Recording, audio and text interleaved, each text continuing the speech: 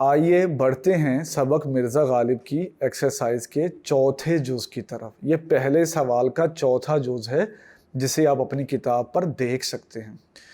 اس جز میں جو کہ دال کے نام سے لکھا گیا ہے، اس میں پوچھا گیا ہے سائلوں کے ساتھ مرزا غالب کا سلوک کیسا تھا۔ پھر ہم ریپیٹ کر رہے ہیں، سائلوں کے ساتھ مرزا غالب کا سلوک کیسا تھا۔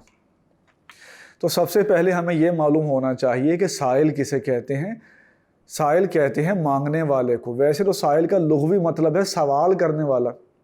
اسٹوڈنٹ کو بھی سائل کہہ سکتے ہیں کیونکہ اسٹوڈنٹ سوال کرتا ہے، جو شخص سوال کرتا ہے اسے کہتے ہیں سائل، لیکن ادھر آیا ہے مانگنے والے کے معنی میں، فقیر کے معنی میں۔ تو سائلوں کے ساتھ مرزا غالب کا سلوک کیسا تھا، آپ چیپٹر میں پڑھ کے آئے ہیں، اس کا جواب آپ لکھیں گے کہ سائلوں کے ساتھ مرزا غالب بہت اچھا سلوک کرتے تھے۔ ان کے دروازے سے کوئی مانگنے والا خالی ہاتھ کم ہی واپس جاتا تھا۔ مرزا غالب اپنی بساط سے بڑھ کے غریبوں اور محتاجوں کی مدد کرتے تھے۔ اس بات کو آپ اپنے لفظوں میں لکھیں گے تو آپ کا جواب مکمل ہو جائے گا۔